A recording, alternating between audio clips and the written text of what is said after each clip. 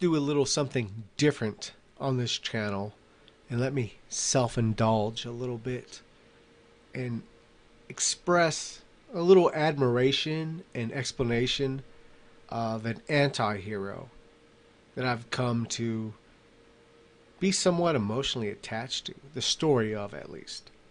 Carl Panzram. And probably why you should know his name outside of every other serial killer that has existed. So let's get into it.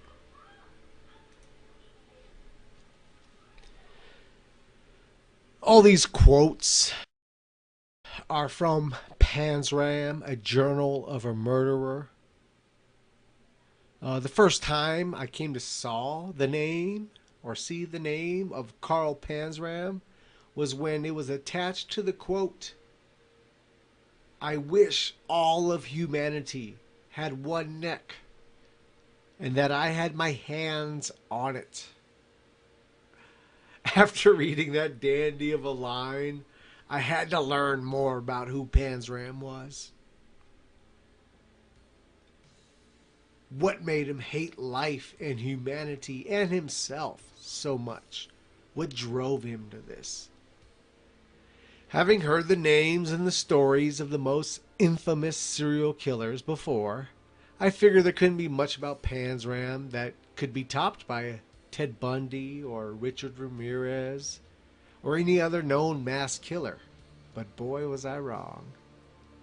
Carl Panzram's story goes much deeper than simple brutality or mental deviance. Panzram was in fact a living lesson to be taught to all those who had the misfortune to be stuck in a dark alley with him. His life was the purest example of cause and effect.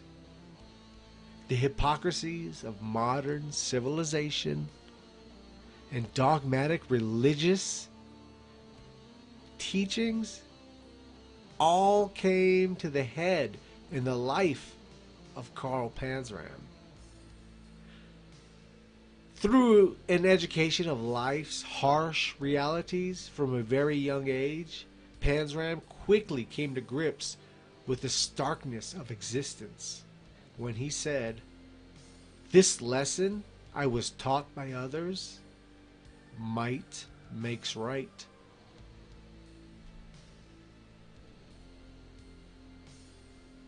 He says, "In my lifetime I have murdered 21 human beings. I have committed thousands of burglaries, robberies, larcenies, arsons, and last but not least, I have committed sodomy on more than 1,000 male human beings." Fucking poor bastards. "For all these things, I am not the least bit sorry. I have no conscience, so that does not worry me. I don't believe in man, God, nor devil. I hate the whole damned human race, including myself." A bit nihilistic, to say the least, but to be fair, Panzram, when he was not raping, robbing, and killing, he was sleeping, so,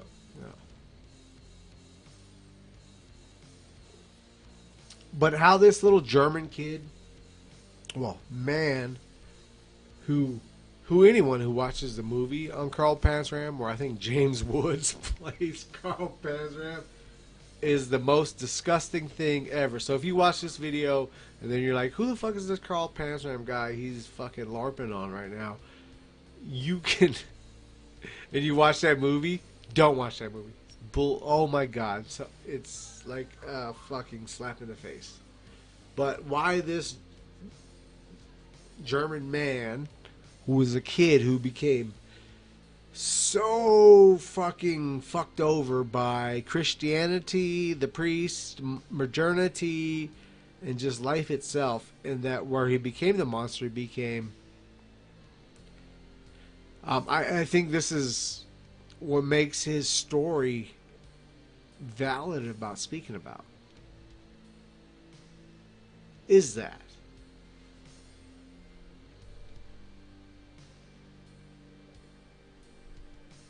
But enough with the fucking drunken outtakes. Back to the script. But really, he did make one friend in life. He did.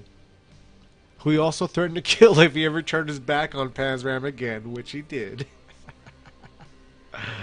And this is how we know the story of Karl Panzram. Karl was befriended by a prison guard by the name of Harry Lesnar. Lesnar convinced Panzram to write an autobiography of his life, and thus we have Panzram, a journal of a murderer. A book containing narration from the book's authors to first-hand accounts of Karl's life through his writings in prison while awaiting the noose. So let's get into the cause before the effect.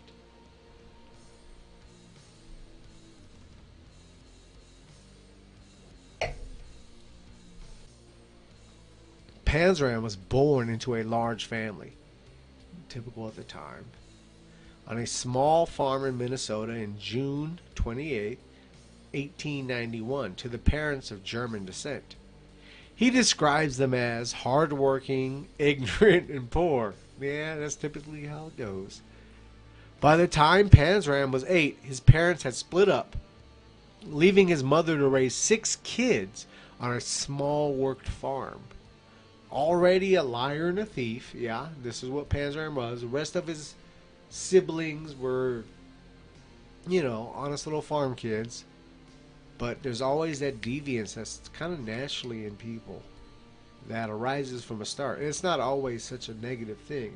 Sometimes it's just more of a rebellious thing.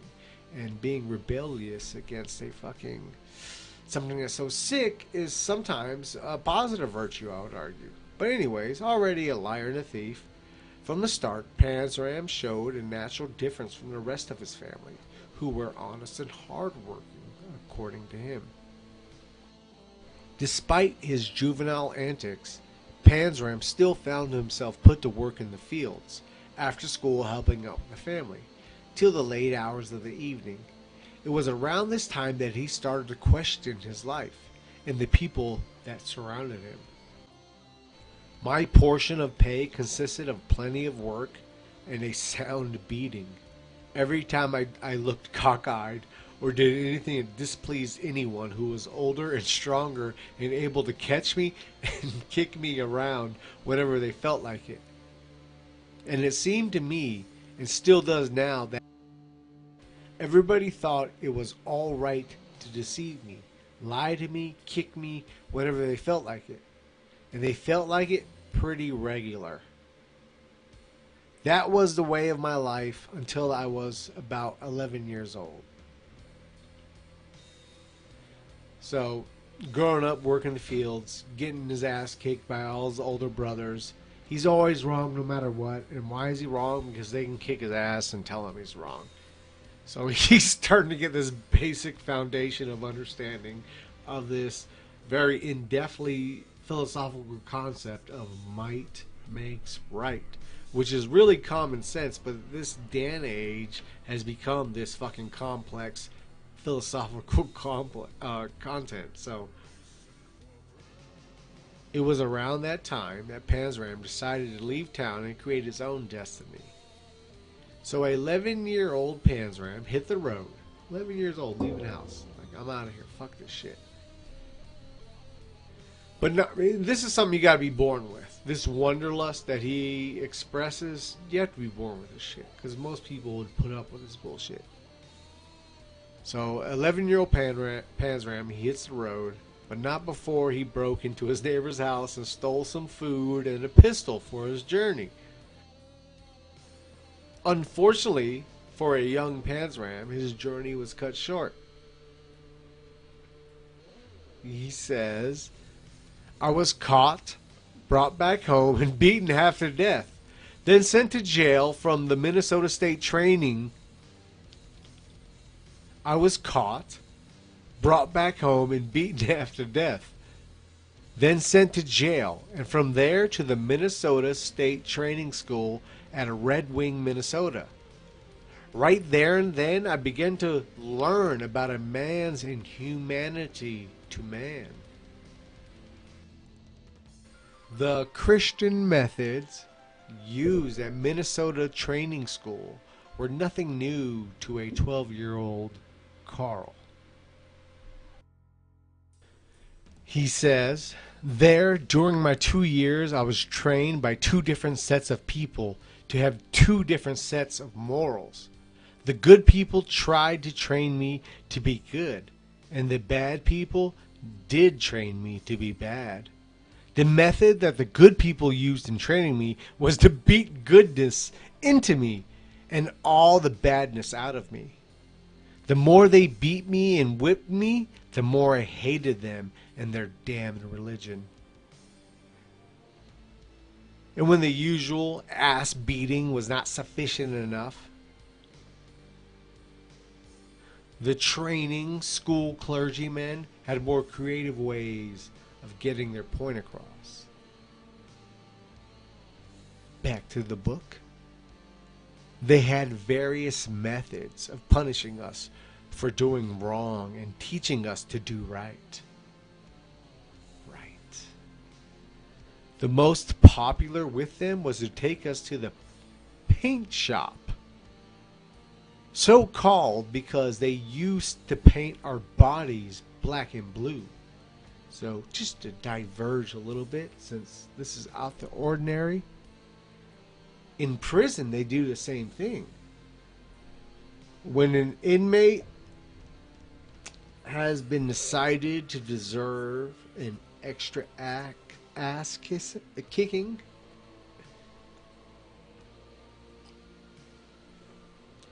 they take him to what we call the 5-point room, where they have you pinned down on all 5 points: head, arms, legs.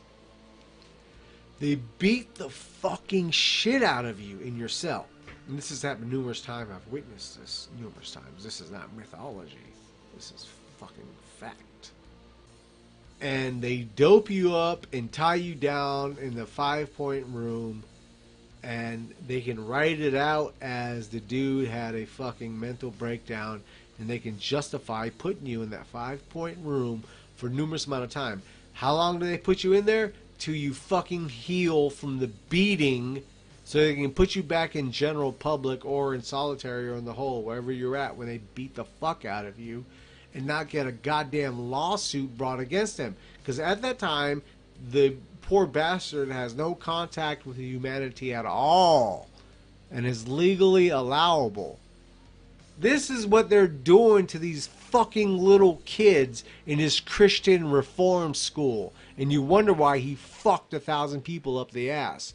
You wonder why he killed 21 and possibly more people. You wonder why he had robbed a fucking 1,000 people. You're doing this shit to a little kid with your morality. So the paint shop, they fucking beat him black and blue. This is like the 5-point room. The paint shop was a very ingenious contrivance for inflicting the worst punishment, where it would do the least harm and the most good. They used to have a large wooden block, which we were bent over, tied face down, and first stripped naked. Then a large towel was soaked in salt water and spread on our backs from the shoulders to the knees. Then the man who was about to do the whooping took a large strap about 1/4 of an inch thick by 4 inches wide and about 2 feet long. This strap had a lot of little round holes punched through it. Every time the whip came down on the body, the skin would come up through these little holes in the strap. And after about 25 or 30 times of this, little blisters would form and then burst. And right there, and then hell began. The salt water would do the rest. About a week or two later, a boy might be able to sit down. I used to get this racket regularly. And when I was too ill for that sort of medicine, they used to make smaller strap and beat me on my open palms and hands. We're talking about a fucking 11, 12-year-old kid. I think about my own daughter, who's 11 right now, and can imagine some sick fuck beating her with a fucking strap with holes in it to make him blister, and then soaking it in salt water. So once they blister and bust open, that the salt water can affect more fucking pain on the wound. Oh! God loves all his children. He's at a Christian reform school, my friends. Spare me your bullshit.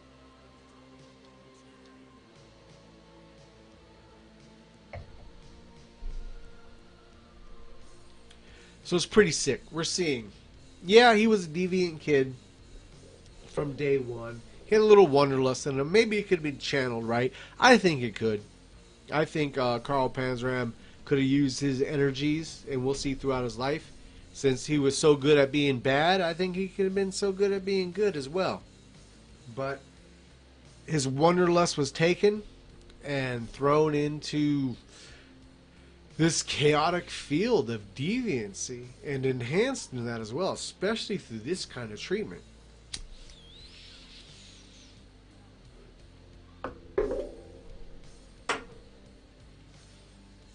So we'll get to the effect a little later. Let's continue on with the cause of this situation. He goes on, talk about this Mr. Moore, this Pastor Moore, this authority of the institution that he's in. This Mr. Moore was very Christian. Very much so.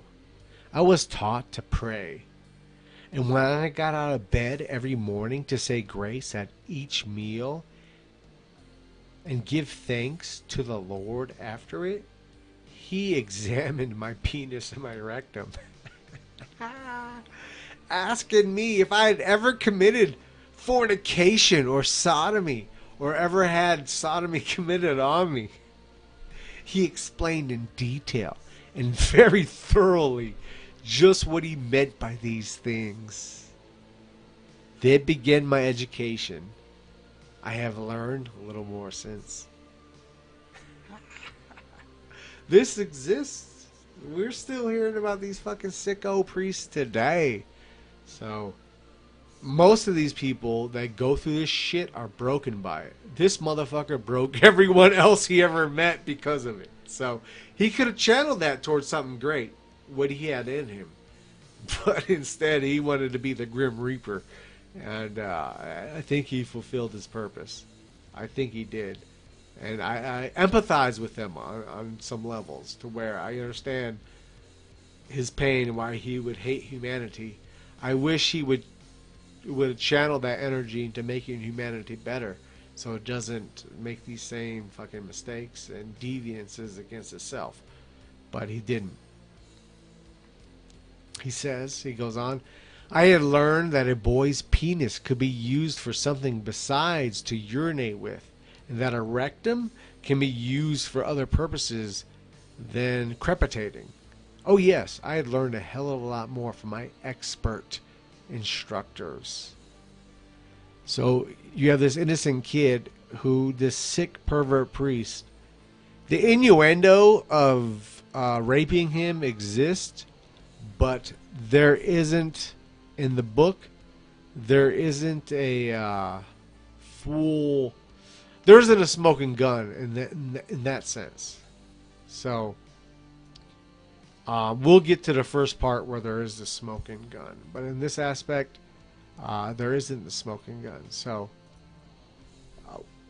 we can at least say psychologically and mentally he was introduced to these things even existing by this holy Christian priest, this authoritarian, at this Minnesota school of, rehabilitating troubled kids.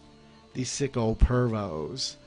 People getting these positions in these little religions and do this sick ass shit over and over again. Even at this young age, Panzram displayed the testicular fortitude to not simply become a victim, but rather a reaper of vengeance, as he burned down the paint shop. Burned down the paint shop where he was so often beaten, and tried to poison, with rat poison placed in food, Mr. Moore, who had continually beaten the pre-adolescent Carl. So look at that for a man. He burns down the fucking paint shop where they used to take the kids and beat the fuck out of them till they were black and blue, so they called it the paint shop. He burns that shit down. Yes, he does. How does he go through all this? I don't know. Go fucking pick up Journal of a Murderer by Carl Panzram and fucking dig into it for yourself so it can affect you like it affected me. But, yes, he burns that shit down. This little fucking kid. And then he tries to poison. He's putting rat poison in this motherfucker's food.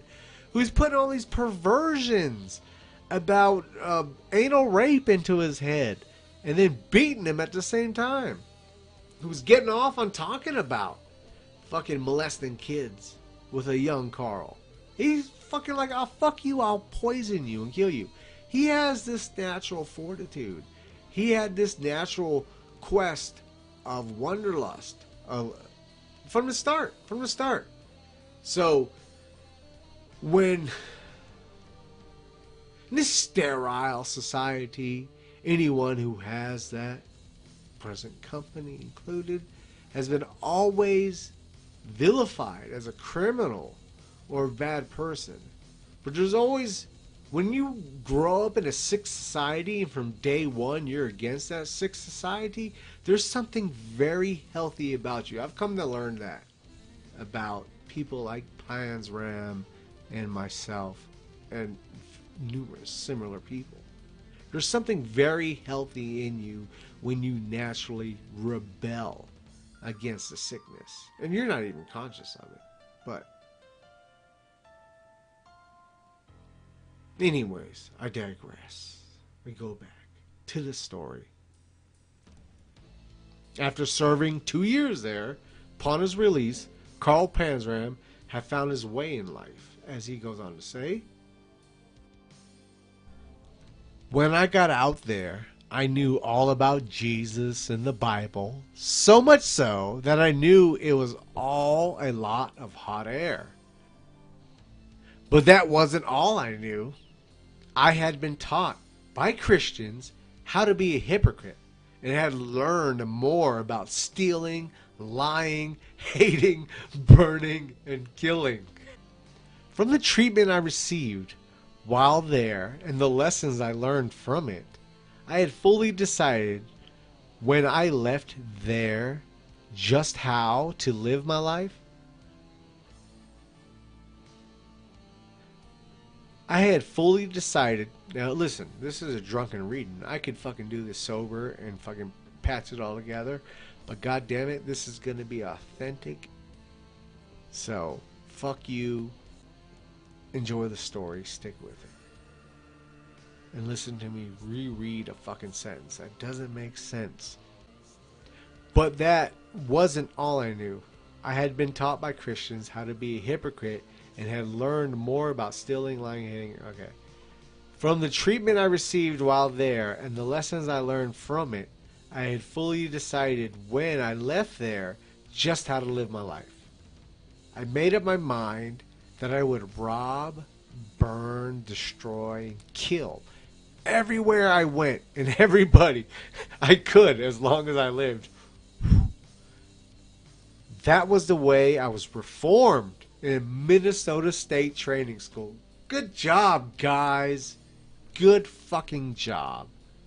After leaving the training school and getting into turmoil with a local preacher / teacher who had touched on the beat your ass-itis as well, you know, once again, beat the discipline into them.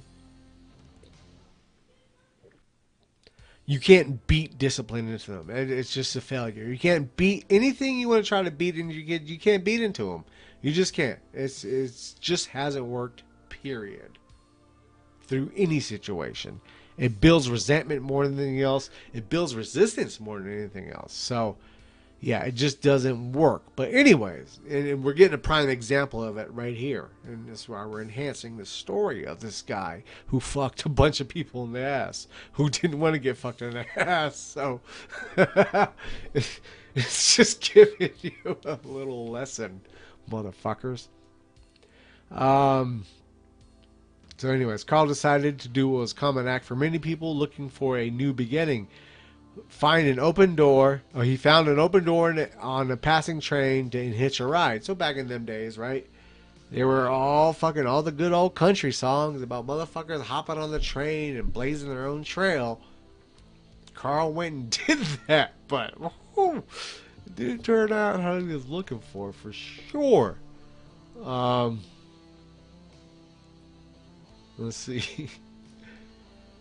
As if a young panzram didn't already had his fill of bad experiences, he ends up in a boxcar with 4 burly bums after he, Carl, invited them on.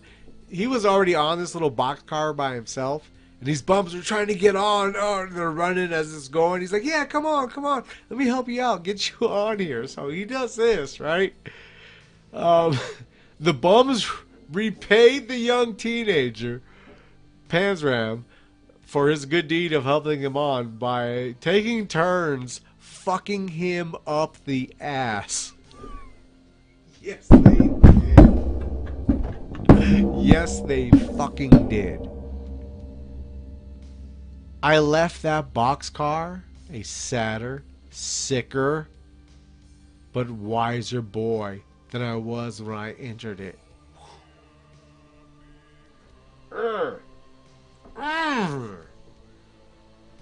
Ooh, the brutality of life thrown upon him. Might makes right. And common sense ignored by so many people. What made it right to fuck this little kid up the fucking ass by 4 degenerate scum? Because they outnumbered him. Because they could. It's a reality. It's a fucking reality when we get to our primal reality of who we are, of what human nature is. Might makes right. Because they enforce the laws. Because they can take away your livelihood at any second. Their ways dominate. So forth even towards 4 bums fucking a teenager up the ass in a train car. Same fucking thing as a population of people getting fucked up the ass by corporations and government. Because they can. Because they have the might to make it right. And people accept it because of that. Just like he had to accept getting fucked up the ass in that train car as a fucking kid by 4 pieces of shit that he helped to get on there. Like Caesar being slayed by Brutus. Those who he helped literally fucked them up the ass. Then you wonder why he goes on to do what he does in his fucking life? Can you even blame him in the end of it? This is why we're talking about Carl Panzram. Effect. Let's go into the effect. What did they create in this little German farm kid who had a natural rebellious stage from day one, who had a natural wanderlust within him that was born to be beyond the fucking farm fields? That's what's going to his effect. Carl Panzram would become a teacher of all the lessons he had so brutally learned in his life. A human mirror reflecting back the torture, misery, rape, hypocrisy, and hate unto whoever was unlucky enough to be standing in front of him. There it is. We get your effect. Carl ended up doing another 2 years in Montana institution for petty larceny. At the age of 16, in order to enlist into the military, Panzram lied about his age. He lasted about 2 months before getting 3 years in military prison for a number of offenses ranging anywhere from disobeying orders to stealing merchandise. He says,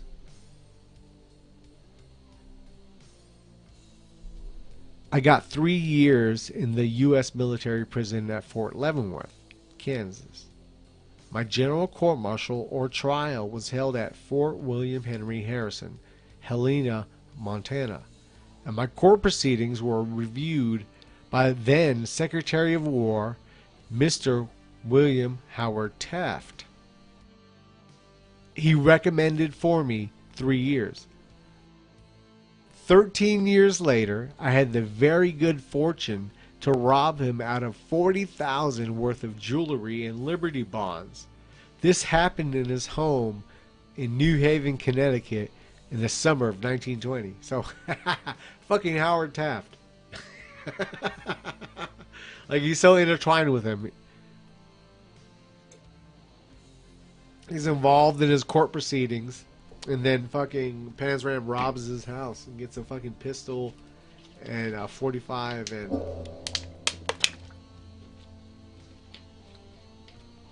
$40,000 worth of jewelry.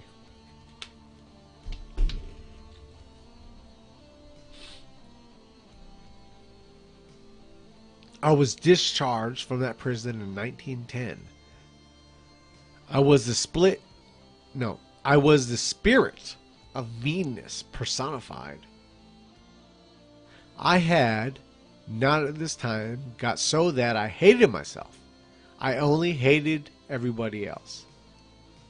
So he's not on the like extreme misanthropic position. He's on the misanthropic to the point of I hate everyone. He hasn't hit to the point where I hate myself because I'm a part of everyone yet. Carl almost had non-existent relationship with women, and the few experiences he did have were plagued with trouble. That topped with the upbringing in the boys' home, perverted priests, beatings, and rape. He quickly came to the conclusion that women were too much trouble. As he explains, after a night with a woman, which he woke up to be robbed and strange and with a strange burning in his loins. So he slept with some fucking prostitute bitch and ended up losing all his money and his dick was burning. And he says, I begin to suspect that ladies were a very good thing to leave alone. I have followed that policy pretty closely ever since. Once in a while since then, one would get her claws into me, but not while I was sober or in the daytime where I could see him first. So, yeah, he didn't have great experiences with women, and what he knew was fucking rape, essentially. So, which he wasn't like a raper of women. He was a raper of men. And he was much more comfortable fucking smashing your head with a rock and fucking you up your ass. While women seemed like a bad idea for Panzram, sodomy, on the other hand, seemed like a great idea. After all, he claims over 1,000 males had been sodomized by him. He's like the Wilt Chamberlain of butt fucking sex. Butt rape, to be more specific. The time he speaks about forcible rape on another man... No, the first time he speaks about forcible rape on another man is when he and an Indian, long story, are walking back from the Mexican border and they run into the poor sap who they rob and tie up. He says, I figured that while I had such a good chance as that, I would commit a little sodomy on him. This I proceeded to do. Then I invited the Indian to take a ride, but the damn fool was only an Indian. He hadn't received the full benefits of civilization like I had, so he declined the honor.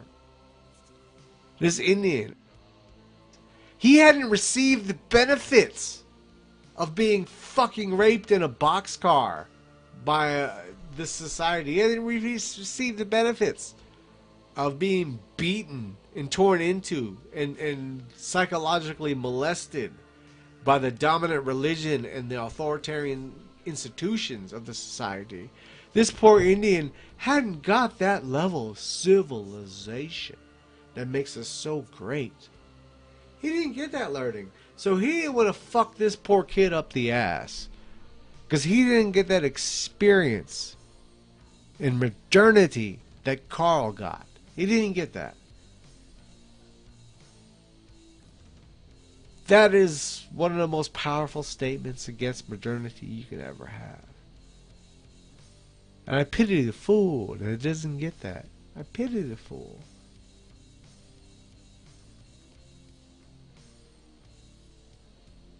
I figured that while I had such a good chance at that, I would commit a little sodomy on him. Then I proceeded to do. Then I invited the Indian to take a ride, but the damn fool was only an Indian. He hadn't received the full benefits of civilization yet, like I had, so he declined the honor. I love that panzram gets it himself. I love that he gets it himself.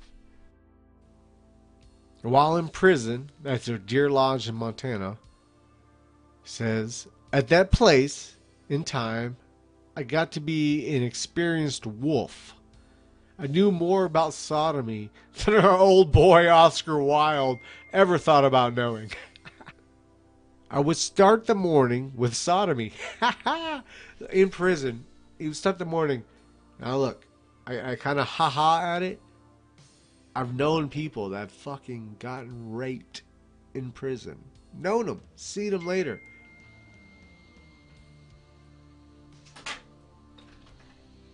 Turn this shit off.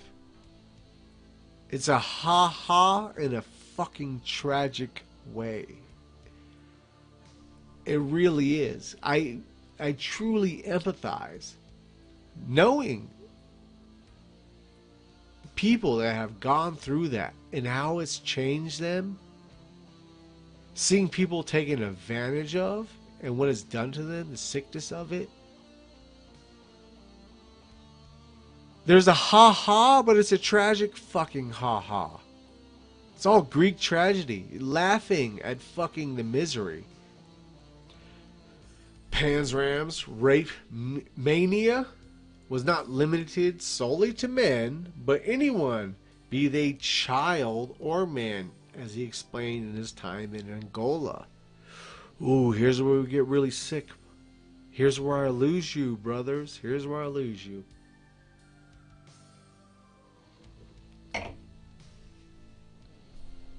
While I was sitting there, a little nigger boy around 11 or 12 years old was bumming around. He was looking for something. He found it too. I took him out to the gravel pit about a quarter mile from the main camp of the Sinclair Oil Company at Luanda. He was working for the Sinclair Oil Company. They shipped him all out to Africa to work there. I left him there, but first committed sodomy on him and then killed him. His brains were coming out of his ears when I left him. So he beat this little child, this little black child, in the head with a fucking rock and fucked him up the ass. He did that. He fucking did that. This sickness was so prevalent in him.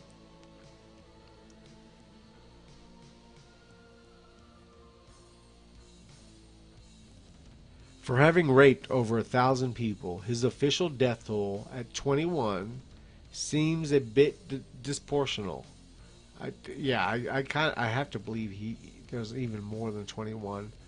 But when taken into account his relatively short life was spent mostly inside prison walls, where it seems to make a little more sense. I have no desire whatever to reform myself. My only desire is to reform people who try to reform me. And I believe that the only way to reform people is to kill them. So what he's basically telling you is he's got this hard lesson on what life is. And anyone that tries to tell him that this isn't what life is, he wants to show them that this is what life is. So, meanwhile, speaking of panzram and murder, back in Angola, he says, I hired a canoe and 6 niggers and went out hunting in the bay and backwaters. I was looking for crocodiles. I found them plenty. They were all hungry. I fed them. I shot all 6 of these niggers and dumped them in. The crocs done the rest. Woo! This motherfucker, man. He recounts his murders casually, as the one would expect him to. Set his mind to be a plague on humanity itself. So, with money he had gotten from robbing Taft's house, he purchased a yacht, which started his travels to Europe, Africa, and then back to America. Alright, so once he got money from Taft's, robbing fucking President Taft's house, he would travel around on his yacht, and he says, there we would go to wine and dine. When they were drunk enough, they would go to bed. When they were asleep, I would get my 45 Colt, to ship hands, he's talking about. I would get my 45 Colt automatic. This I stole from Mr. Taft's house, President Taft. His pistol, and blow their brains out. Then I would take a rope and tie a rock on them and put them in my rowboat, row out in the main channel about 1 mile and drop them overboard. And there were yet 10 of them. So, 10 ship hands. These poor bastards who went on to work a fucking job with this psycho fuck, who, not knowing at the time that they're dealing with this psycho fuck, while sleeping, got shot in the fucking face with fucking Taft's 45 and fucking buried it in the fucking sea with a rock tied to them.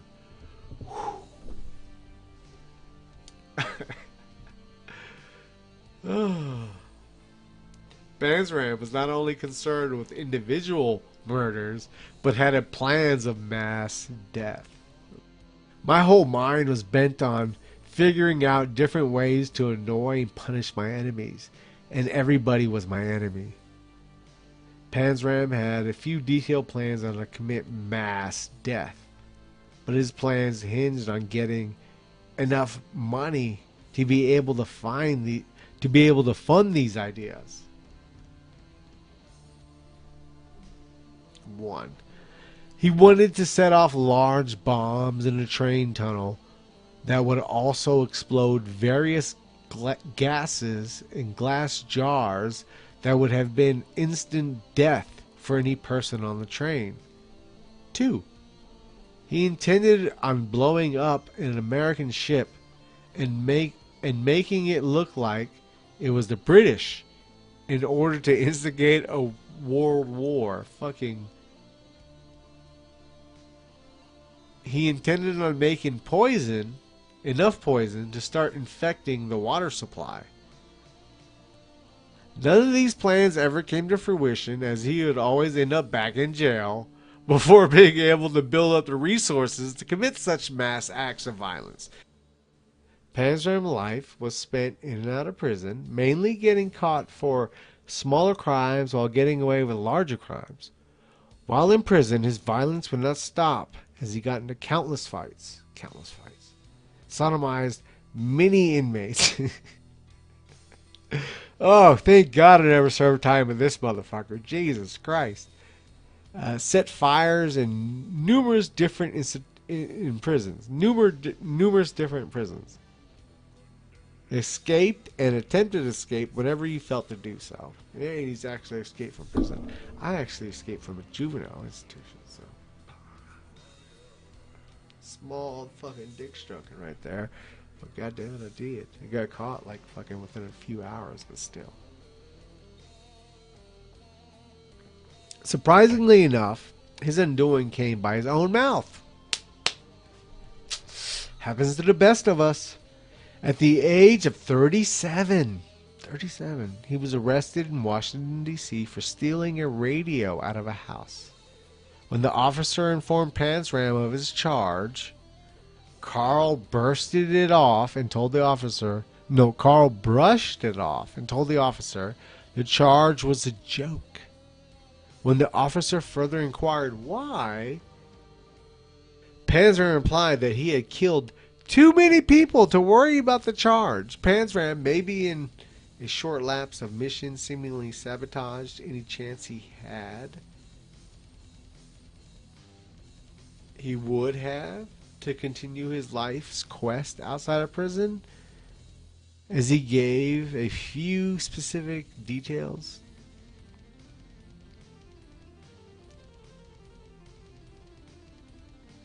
So, for whatever reason, he gets busted on this bullshit, and then he's like, ha, this don't mean shit. I've killed so many people, it don't even fucking matter.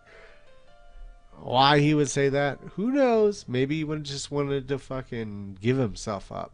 Maybe it was something in the subconscious that was weighing on him so hard that he fucking had to give himself up. I don't know. But it's stupid as shit if someone wants to continue to do what he's doing. Obviously, truly, he didn't want to continue to do what he was doing. So that's that complexity there. But, yeah.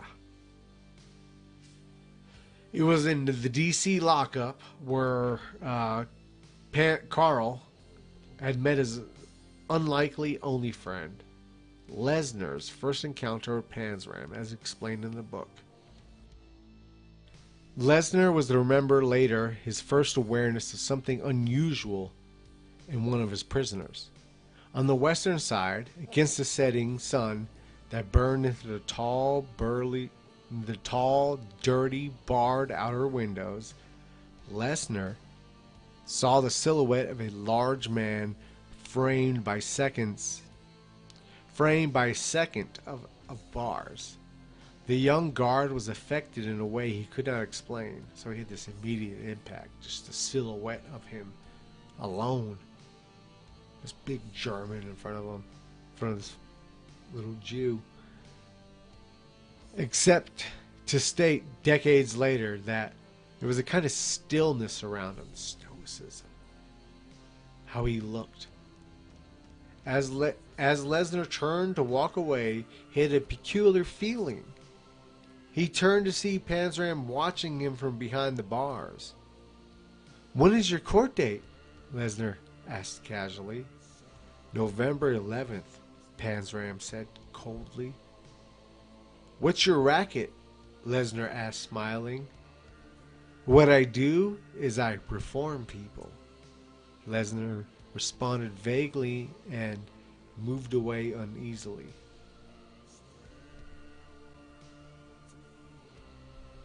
Panzram, being the troublemaker he was, got himself into a lot of special attention from other prison guards, as they would beat and torture Panzram whenever they felt the need to. Lesnar was horrified by what he saw being done to Panzram and started to offer help. Small talk providing small wants to Carl. Panzram was suspicious of Lesnar's friendliness at first, but as time went by, they became friendly with each other. Lesnar convinced Panzram to write his autobiography while in prison, and many times supplied Panzram with the writing material to do so. So the story of Panzram wouldn't even be known if it wasn't for Lesnar, so take that into account.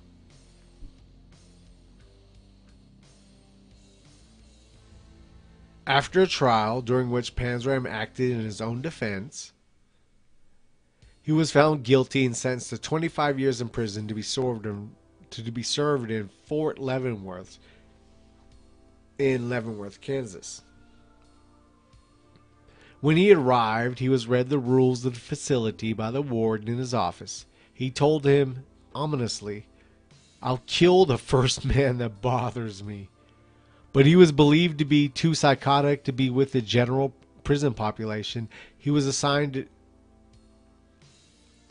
because he was believed to be too psychotic to be with the general prison population, he was assigned a job in the prison laundry, which allowed him to work alone. On June 20th, 1929, Panzram took a heavy iron bar and beat his supervisor, Robert Warnarki, to death in front of other inmates and started attacking them too. Panzram went to trial April 14th, 1930. Once again, acting in his own defense, after a large group of witnesses gave their testimonies, Panzram was found guilty and sentenced to death by hanging. He was overjoyed to have received the sentence and left the courtroom laughing. Lesnar kept in touch with Panzram through letters at the time, sending him books, money time to time. On the morning of September 5th, 1930, Panzram was brought to the prison gallows, where the executioner asked whether he had any last words. Panzram, quite infamously, told him, "Yes, hurry it up, you Hoosier bastard. I could kill 10 men while you're fooling around." So, eager to even get out of this fucking world, Panzram truly hit that misanthropic state, even against himself. From a start, I mean, you look at a little kid that goes through what the fuck he went through. I don't know. I can empathize why you would fucking hate humanity, civilization, and everything, all the hypocrisies with it, when you had to live that yourself. Henry Lesnar, who had kept the manuscripts of Panzram's autobiography, spent the next 4 decades trying to find a publisher willing to print it, because the story was thought to be too horrific. It wasn't until 1970 that it was finally published under a title, A Journal of a Murderer. As stated from the beginning of this article, when I wrote this years ago, Panzram's life was a fine example of cause and effect.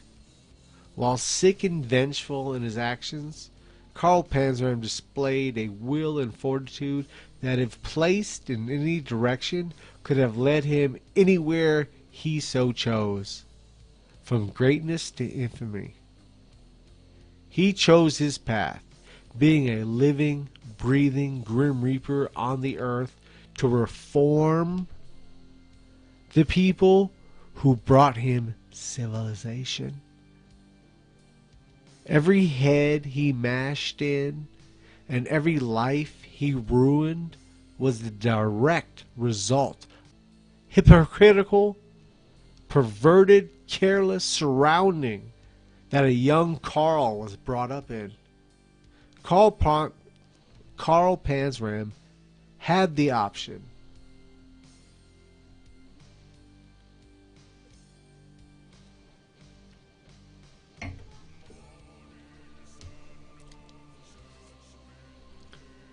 Karl Panzram had the option to just be a victim, to turn the other cheek, as he was surely taught to do, but he chose differently.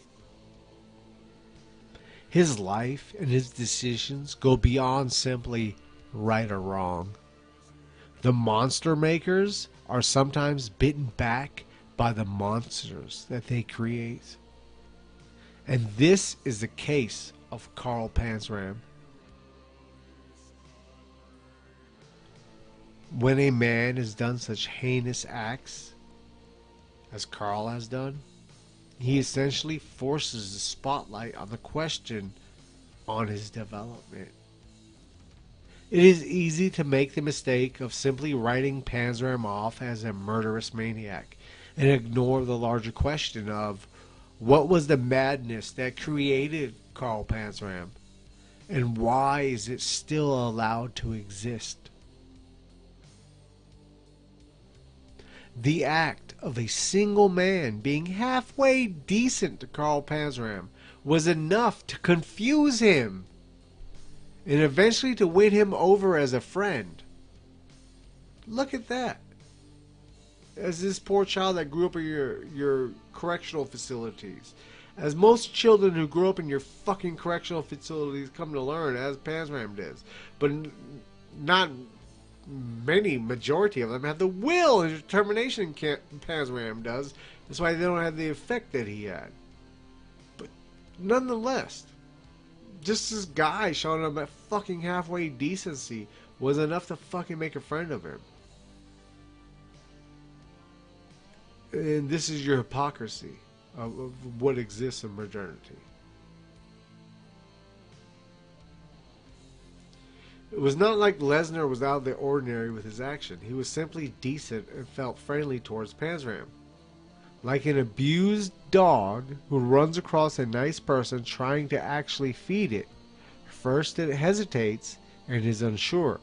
But after the dog eats enough and sees the general authenticity of the compassion, the beast is won over for life.